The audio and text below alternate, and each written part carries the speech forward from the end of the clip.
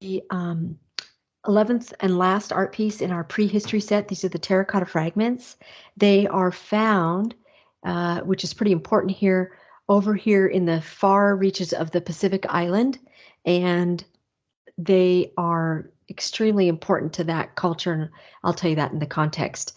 They are also called lapita fragments in addition to terracotta, and these particular ones are found on the Solomon Islands in 1000 BCE, and they are made of terracotta that has been incised or like poked.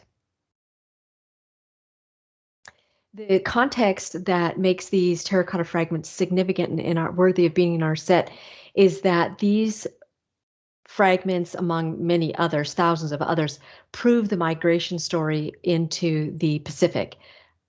For a long time, a lot of people thought that the Pacific was peopled by folks from the Americas, and that has been challenged and refuted based on partly on this pottery. And so instead, now we understand factually that people from like the Taiwan area here migrated with boats into these thousands and thousands of miles of Pacific islands.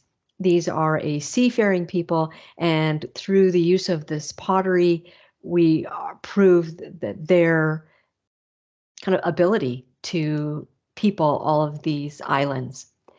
So this is on this map right here, you can see this pink outline that shows much of the concentration of the lapita pottery. And then on this map here on the right, you can see these black dots, which show us the many different sites that have been excavated in the hopes of finding the lapita pottery and telling the story of the migration of the peoples of these islands. Here, for example, is an excavation site. This was from, I think, 2001. But you can see it's quite an undertaking, these archaeological digs. And then contextually, another concept here is that what they found that kind of proved migration is that the designs at the beginning of the migration, early on in the West, like by Taiwan, had a unique design, and that as the people moved east across all of the Pacific Islands, they refined the design, they changed design, and so it's kind of thought that they became a little more simplified in their design as they moved east. But here is a sampling. There's 8 examples here of all of the myriad of designs that can be found on the pottery shards. In terms of context, this is material culture. Material culture are things that we have that prove or describe, explain our culture. And there have not been many material items from the Pacific Islands that have been found, right? They have disintegrated over time to use to tell the story of the Pacific Island people. But we can see with this material culture that this does tell their story. Furthermore, not just in the design on the outside, the clay itself demonstrates that likely people on these islands were engaged in trade, which is another characteristic of an advanced culture.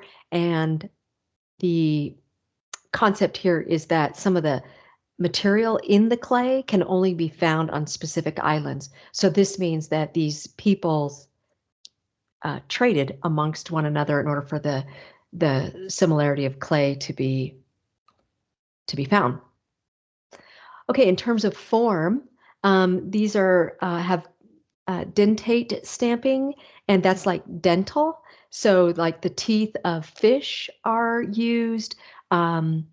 Lots of different things, maybe even feathers of birds that can be used to poke, right? These circles here that you can see, maybe even fingernails of the potter themselves making all of these designs. But this stamping is probably fish from teeth. And then the pottery, you can see the red of the pottery, that it was likely made, and then the pot itself, and then it was covered with another thin red slip, it's called, which it would be the clay that has been really watered down. We're going to see that also with the Greeks. And in terms of form, we see these designs that are kind of geometric and repeated throughout. You can't deny these circles are kind of repeated throughout the design, and this kind of like, I don't know, it seems to me like maybe made with a fingernail. This is kind of repeated, and it's definitely geometric. In terms of form, on our lapita pottery or terracotta fragment pieces, we see there's this anthropomorphic design. There's definitely a face there in that centerpiece. And it's thought that anthropomorphic features are used on the early pieces and not seen as much as people moved east across the Pacific Islands. The function of this pottery, we're finding only shards of it.